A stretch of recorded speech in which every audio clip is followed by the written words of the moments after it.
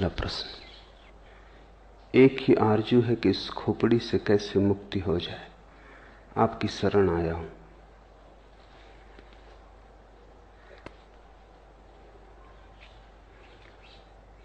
खोपड़ी से मुक्त होने का ख्याल भी खोपड़ी का ही है।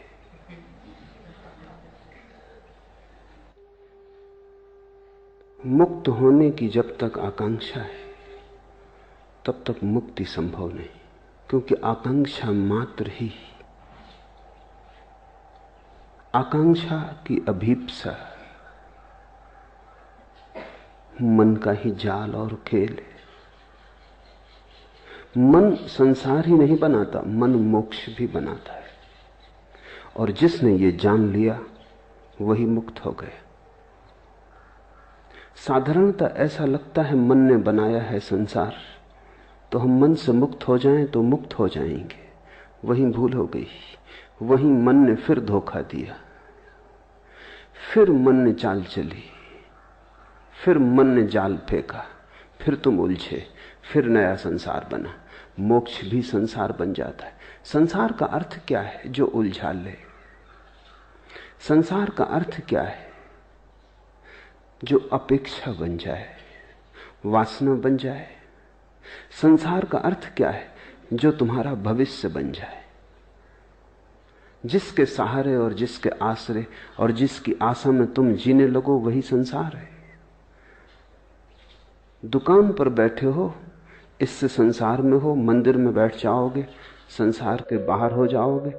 इतनी सस्ती बातों में मत पड़ जाना। काश इतना आसान होता है, तब तो कुछ उलझन न थी।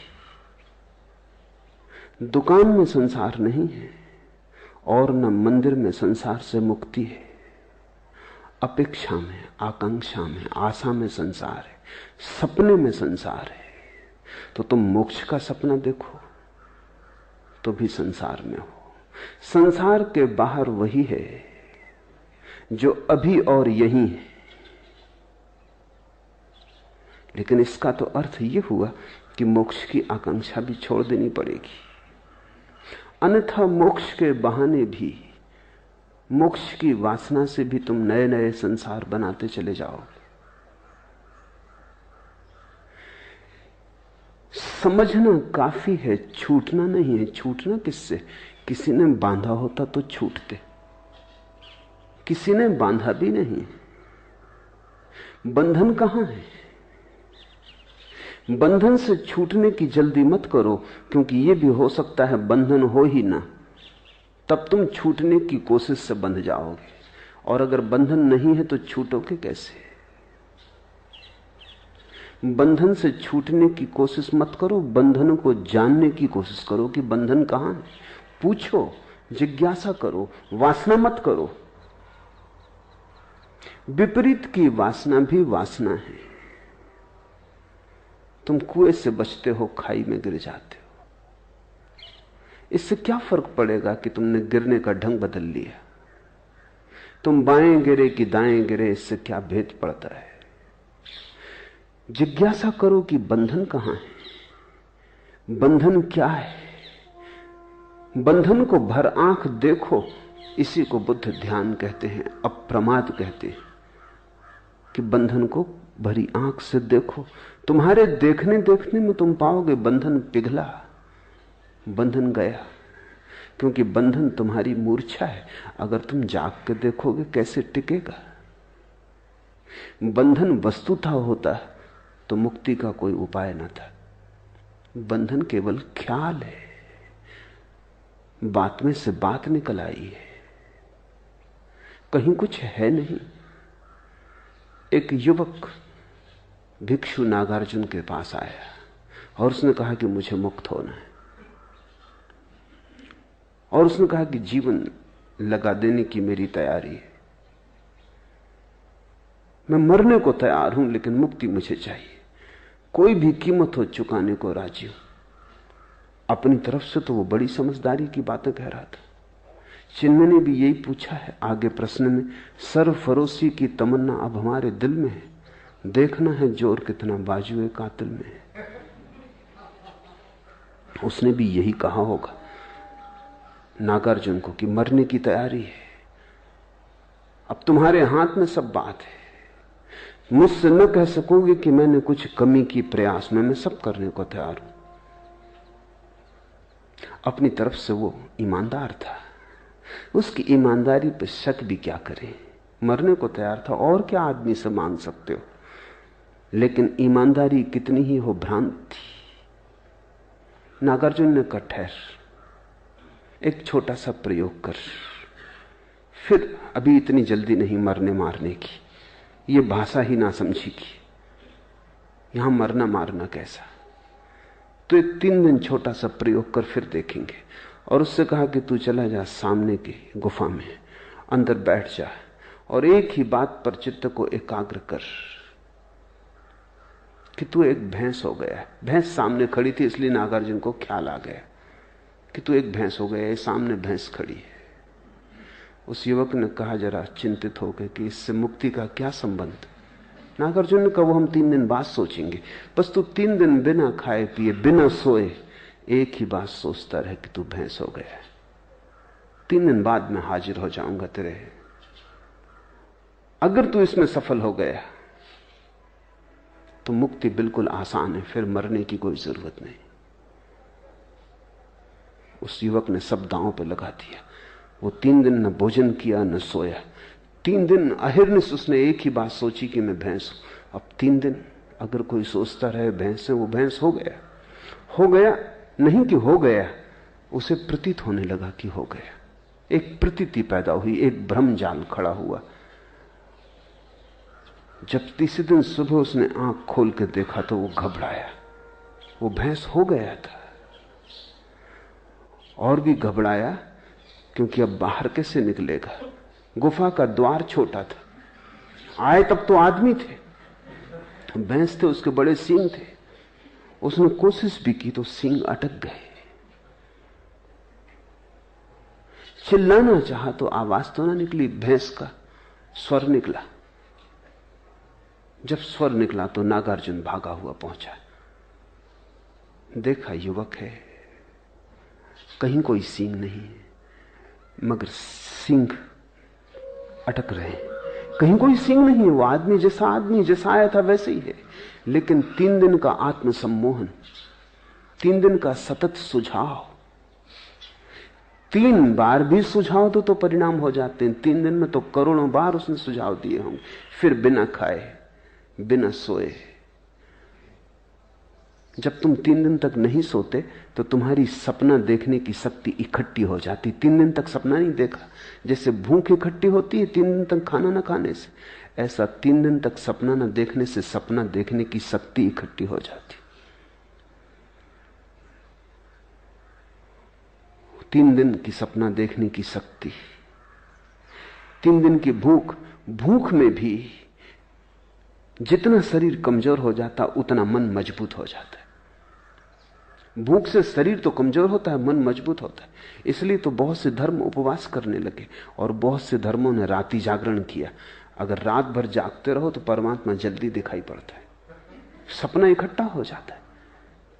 अभी इस पर तो वैज्ञानिक शोध भी हुई है और वैज्ञानिक भी इस बात पर राजी हो गए हैं कि अगर तुम बहुत दिन तक सपना न देखो तो हेलुसिनेशंस पैदा होने लगते, फिर तुम जागते में सपना देखने लगोगे, आंख खुली रहेगी और सपना देखोगे। सपना एक जरूरत है, सपना तुम्हारे मन का निकास है, रेचन है। 3 दिन तक जागता रहा, सपने की शक्ति इकट्ठी हो गई। 3 दिन भूखा रहा, शरीर कमजोर हो गया। ये तुमने कभी ख्याल किया, बुखार में जब शरीर कमजोर हो जाए तो तुम ऐसी कल्पनाएं देखने लगते हो जो तुम स्वस्थ हालत में कभी ना देखोगे। खाट उड़ी जा रही, तुम जानते हो कि कहीं उड़ी नहीं जा रही, अपनी खाट पे लेटे हो, मगर शक होने लगता है क्या गया है तुम्हें। शरीर कमजोर है। जब शरीर स्वस्थ होता है तो मन पर नियंत्रण रखता है, जब शरीर कमजोर हो जाता है तो मन बिल्कुल मुक्त हो जाता है। और मन तो सपना देखने की शक्ति का ही नाम है। बीमारी में लोगों को भूत प्रेत दिखाई पड़ने लगते हैं, स्त्रियों को ज्यादा दिखाई पड़ते हैं पुरुषों की बजाय, बच्चों को ज्यादा दिखाई पड़ते हैं प्रौढ़ों की बजाय। जहां जहां मन कोमल है और शरीर से ज्यादा मजबूत है, वहीं वहीं सपना आसान हो जाता है। 3 दिन का उपवास, 3 दिन की अनिद्रा, और फिर 3 दिन सतत एक ही मंत्र। यही तो मंत्र योग है। तुम बैठे अगर राम राम राम राम कहते रहो कई दिनों तक, पागल हो ही जाओगे। एक सीमा है झेलने की। वो 3 दिन तक कहता रहा, मैं भैंस हूं, मैं भैंस हूं, मैं भैंस हूं। हो गया, मंत्र शक्ति काम कर गई। लोग मुझसे पूछते मंत्र शक्ति, उनको मैं ये कहानी कह देता हूं, ये मंत्र शक्ति है।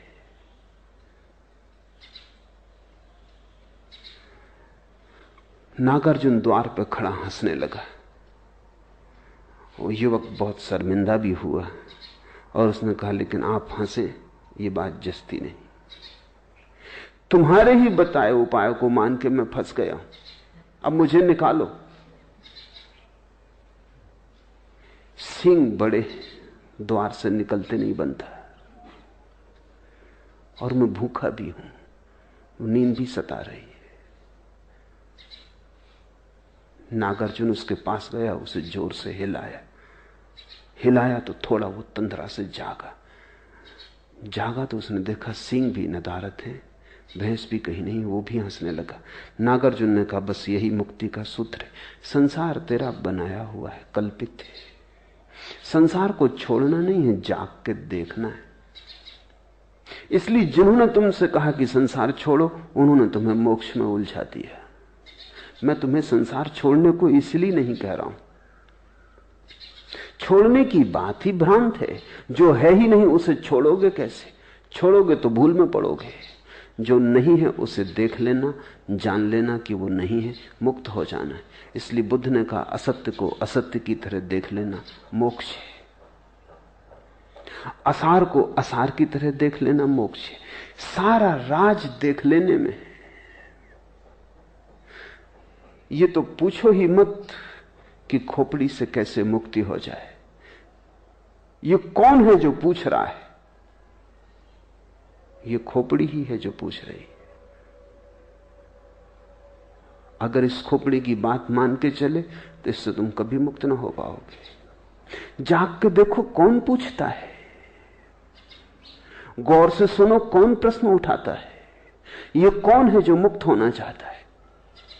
क्यों मुक्त होना चाहता है? बंधन कहां है?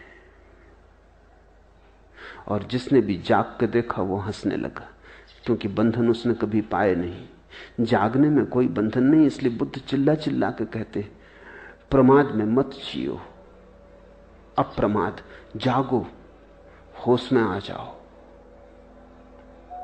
और तुम कहीं भी गए नहीं हो, तुम वहीं हो जहां तुम्हें होना चाहिए। भैंस तुम कभी हुए नहीं, तुम वही हो जो तुम हो। तुम परमात्मा हो। इससे तुम रत्ती भर यहां वहां न हो सकते हो, न होने का कोई उपाय। हां, तुम भ्रांति में रह सकते हो। तुम अपने को जो चाहे समझ लो। मन शक्तिशाली है, तुम जो चाहोगे वही बन जाओगे। और जिस दिन भी तुम देखना चाहोगे उस दिन तुम दृष्टि बन जाओगे। दृष्टि मुक्ति है।